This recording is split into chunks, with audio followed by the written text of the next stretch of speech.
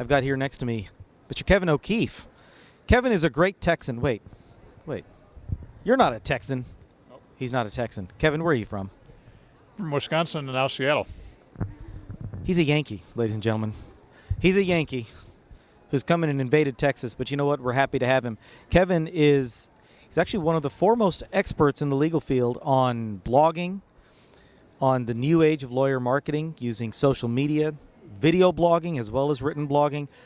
I can't summarize it all as well as Kevin can, but Kevin is speaking today in our Adaptable Lawyer track, talking about changes in publications and changes in video marketing. So, Kevin, before I go butchering this any further, why don't you tell us a little bit about what's the key thing you want lawyers to kind of hone in on when it comes to marketing and taking control of their lives? I know you've talked a lot about that in your work in the past. Yeah, and I've been a lawyer for 33 years. So when I went to law school, we didn't even use the word marketing. So I'm not even sure today that I would rally around the word marketing per se, although everything we do, affects how we're perceived by other people.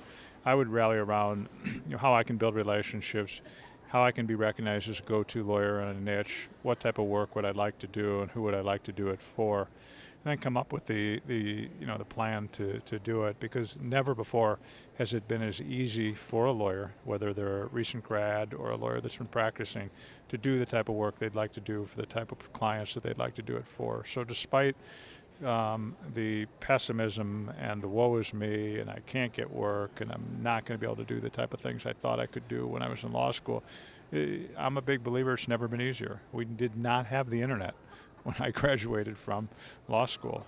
I knocked on doors literally to get my first job. Today I could go out and make connections and have a reputation through the use of the net. I mean, there's lawyers that have said, I have an interest in, microbrewers. Boy, wouldn't it be cool in that I do some business work or some transactional work that I was doing half of that for microbreweries, in Austin. Somebody said, God, that would be cool. Well, do you write on issues that are interesting to microbrewers? Do you follow the owners of the microbreweries on Twitter? Do you follow the people that fund the microbreweries on Twitter? Do you follow the people that write about it in the media? Do you share things on Twitter, from microbrewery news, around the country? Those are all things that you could do once you make that decision as to where you're going to start. So you got to make a decision. One, that I'm going to start, draw a line in the sand, figure out what areas I could be passionate about. Then you get down into your tactics about how I do those things to make it come alive. And the things that you're talking about, your Twitter and your Facebook and your LinkedIn and those type of things, those are easy, flighty type of things without a strategy. But you have to look like you're of substance. The person that wrote the book on the subject, they're of substance. So the person that wrote the book on microbrewing law in Massachusetts, they're of substance. So when they go out on LinkedIn, people know that they are the publisher of that publication. Same thing when they go out on Twitter or they go into Facebook, they're looked at as substance. You can't just go around and say, hey, I'm a lawyer and I'm a cool person and you should hire me. I'm out here on Facebook. People identify a passion. There's a lawyer here in Texas, in Dallas, Michelle O'Neill.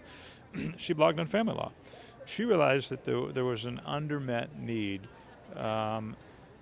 sharing information for the gay and lesbian community on family law issues. So she started a family law blog for the gay and lesbian community. It's going to be huge. It's going to be huge. And from that, I was able to ask her, Michelle, would you lead a national community of lawyers blogging on similar issues? She goes, I'd love to. So I envision it, and you say, okay, let's go look at 60 to 75 metro areas that have a decent amount of people and give a lawyer the opportunity to focus on that niche. Could they get passionate about it? And if they could, what if they wouldn't have to worry about, we talked about it last night, where my kids are going to go to college, could I afford it? Can I go on vacation, with my husband? Don't have to worry about paying the bills to the law office.